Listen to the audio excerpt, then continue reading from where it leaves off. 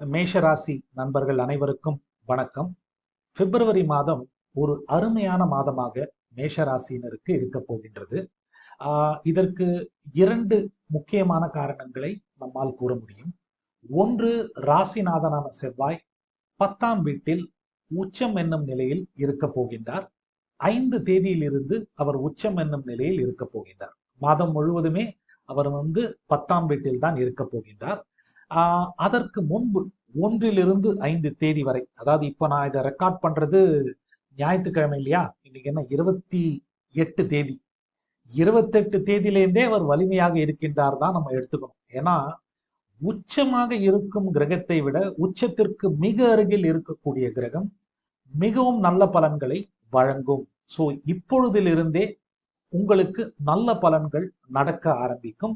இதை நீங்களே ஏதோ ஒரு விதத்தில் உணர்ந்திருப்பீர்கள் அப்படின்னு நான் நம்புறேன். இந்த மாதம் முழுவதுமே நன்றாக இருக்க போகின்றது. ராசிநாதன்னா நீங்க, ராசிநாதன் வலுவாக இருக்க போகின்றார் அப்படின்னா நீங்க வலுவாக இருக்க போகின்றீர்கள் அப்படின்னு தான் அர்த்தம். பொதுவாகவே கிரகங்கள் 9, 10, 11 சஞ்சாரிக்கும் மாதங்களில் நல்ல பலன்கள் நிகழும். ஓகேங்களா?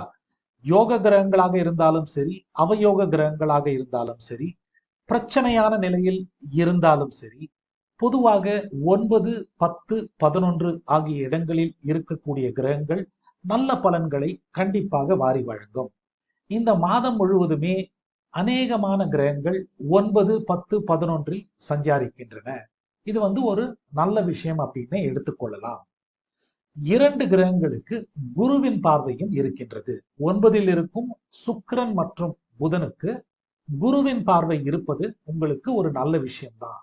பொதுவாகவே மேஷராசியினருக்கு புதன் சற்று பிரச்சனையான கிரகம். புதன் 6க்குடையவர். அந்த 6க்குடையவர் 9 இருப்பதால் கடன், நோய், எதிரி சார்ந்த விஷயங்கள் கண்டிப்பாக பிரச்சனை குறைவாகவே இருக்கும். அந்த புதனுக்கு குருவின் பார்வை கிடைப்பதால் உங்களை நீண்ட காலமாக வாட்டிக்கொண்டிருந்த கடன், நோய், எதிரி சார்ந்த பிரச்சனைகள் முடிவுக்கு வருவதற்கும் தீர்வதற்கும் அதிக வாய்ப்புகள் இருக்கு. இது ராசிநாதன் உச்சமாக இருக்கும் காலகட்டத்தில் நிகழ்வதால் கிடைக்கும் வாய்ப்பை நன்றாக கண்டிப்பாக பயன்படுத்தி கொள்ளுங்கள். சூரியனை ஸ்ட்ராங்கா இருக்கார். ஓகேங்களா? 15 தேதி வரை 10ஆம் வீட்டில் இருக்கின்றார். 15 தேதிக்கு பிறகு அவர் 11ஆம் வீட்டிற்கு போகின்றார். பொதுவாக சூரியன் 10 இருந்தால் அதை திக்பலம்னு சொல்லுவோம். சூரியன் வலிமை வாய்ந்ததாக கருதப்படுகின்றது. அவர் சனியின் வீட்டில் இருப்பது அந்த அளவிற்கு நல்லது இல்லை என்றாலும் மேஷராசினருக்கு 10ஆம் வீடு என்பது விசேஷமான வீடு இல்லையா? சோ அதனால சூரியன் வலிமையாகத்தான் நாம் கருத வேண்டும்.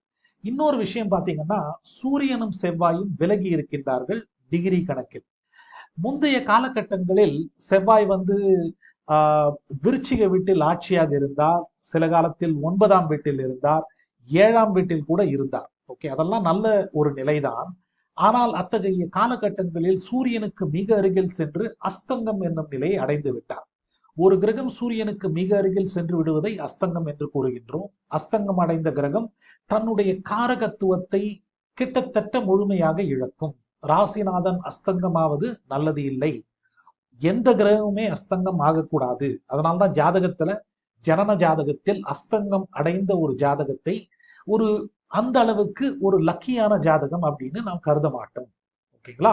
ஏன்னா எந்த கிரகமே அஸ்தங்கம் ஆகக்கூடாது, எந்த கிரகமே தன்னுடைய பலத்தை இழந்து விடக்கூடாது. அத்தகைய நிலைதான் கடந்த 2-3 மாதங்களாக செவ்வாய்க்கு இருந்தது. அந்த நிலையும் விலகிவிட்டது. அதனால்தான் அடித்து கூறுகின்றேன், இந்த மாதம் நன்றாக இருக்க போகின்றது. சனியும் 11 நேர் வலுவில் நன்றாக லாபத்தை கொடுக்கக்கூடிய நிலையில் இருக்கின்றார். உங்களுடைய சுய ஜாதகத்தை பொறுத்து உங்களுக்கு நல்ல விஷயங்கள் கொஞ்சம் அதிகமாகவோ குறைவாகவோ நடப்பதற்கு வாய்ப்பு இருக்கு. இத்தகைய நல்ல காலத்திலும் எனக்கு துளி கூட நல்லது நடக்கவில்லை அப்படின்னு மேஷராசினர் நினைத்தால் உங்களுடைய சுய ஜாதகத்தை கண்டிப்பாக கொஞ்சம் அனலைஸ் பண்ணிக்கோங்க. ஏன்னா இது ஒரு நல்ல டைம். குரு 2 கிரகங்களை 9 இருக்கும் 2 கிரகங்களை பார்க்கின்றார். 10 ராசிநாதன் இருக்கின்றார். சூரியன், ஏன்னா சூரியன் தான் அரசு, மேலதிகாரி, தந்தை சார்ந்த விஷயங்களுக்கு உரித்தான கிரகம். ஸோ சில பேருக்கு புதிய வேலை வாய்ப்புகள் கிடைக்கலாம், புதிய ஒரு ஆர்டர் கிடைக்கலாம், ப்ரமோஷன் கிடைக்கலாம், இன்க்ரிமெண்ட் கிடைக்கலாம், போன்ற நல்ல விஷயங்கள் நடப்பதற்கு வாய்ப்பு இருக்கு. சில பேர் வீடு கட்டுவதற்கான ஆயத்தங்களும் நடக்க ஆரம்பிக்கும். வாழ்க்கையில செட்டில் ஆவதற்கும் இது ஒரு நல்ல காலம் அப்படின்னு நான் கருதுவேன். ஓகேங்களா? சோ ராகு கேது பொறுத்தவரை பிரச்சனை அப்படின்னு சொல்ல முடியாது. ராகு 12 இருப்பதால் சிலருக்கு தூக்கம் சற்றே பாதிக்கப்படலாம். ஓகே, அதுதான் ஒரே ஒரு பிரச்சனை. குரு ஒன்றில் இருப்பதால், குரு தனியாக இப்போ ஒன்றில் இருக்கின்றார். அவருக்கு வீடு கொடுத்த கிரகமான செவ்வாய் இந்த மாதம் உச்சமாகின்றார். சோ அதனால குரு ஸ்ட்ராங்கா இருக்கார்.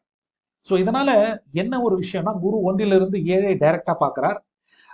உங்களுடைய வாழ்க்கை துணையுடன் இருந்து வந்த பிரச்சனைகள், கருத்து வேறுபாடுகள் இந்த மாதம் கண்டிப்பாக முழுவதுமாக நீங்குவதற்கு அதிக வாய்ப்பு இருக்கு. ஓகேவா? சோ கொஞ்சம் ஈகோவை இறக்கி வச்சுட்டு பிரச்சனைகளை சால்வ் செய்ய முயலுங்கள். பொதுவாக வாழ்க்கை துணையுடன் இந்த மாதம் ஒரு சீரான ஒரு நல்ல உறவே இருக்கும் அப்படின்னு என்னால சொல்ல முடியும். குரு ஒன்றில் இருப்பதால் என்ன ஒரு பிரச்சனைனா, அவர் 5ஐ பார்க்கின்றார், 7ஐ பார்க்கின்றார், 9ஐ பார்க்கின்றார். அது நல்ல விஷயம். குழந்தைகளுடன் இருக்கும் உறவு, குழந்தைகள் நிலை நல்லா இருக்கும். வாழ்க்கை துணையுடன் நல்ல ஒரு சீரான நிலை இருக்கும். உங்களுடைய தந்தையுடன், தந்தை சார்ந்த உறவுகளிடம் கூட நல்ல ஒரு நிலை இருக்கும். ஒன்றில் இருக்கும் குரு சில நேரங்களில் சில உடல் உபாதைகளை கொடுக்கலாம். சில உங்களை பாதிக்கக்கூடிய சில பிரச்சனைகளை கொடுப்பதற்கும் வாய்ப்பு இருக்கு. ஓகே, ஆனால் ராசிநாதன் இந்த மாதம் வலுவாக இருக்கின்றார். அதனால் ஒன்றில் இருக்கும் குருவால் உங்களுக்கு பெரிய பாதிப்பு எதுவும் வராது அப்படின்னு என்னால் கூற முடியும். பொதுவாக பார்த்தோமேயானால் அருமையான மாதம். நல்ல வாய்ப்புகள் கண்டிப்பாக வரும். கிடைக்கும் வாய்ப்பை பயன்படுத்தி கொள்ளுங்கள். முந்தைய காலகட்டங்களில் ராகு 1 இருந்து கேது 7 இருந்து பலவிதமான பிரச்சனைகளை நீங்கள் சந்தித்தீர்கள்.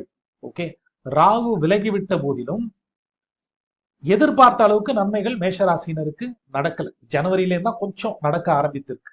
ஓகே, அதற்கு முக்கியமான காரணம் ராசிநாதன் சூரியனுக்கு மிக அருகில் சென்று அஸ்தங்கம் அடைந்த ஒரு நிலைதான். சோ இந்த மாதம் அந்த மாதிரி பிரச்சனை எல்லாம் இல்லை.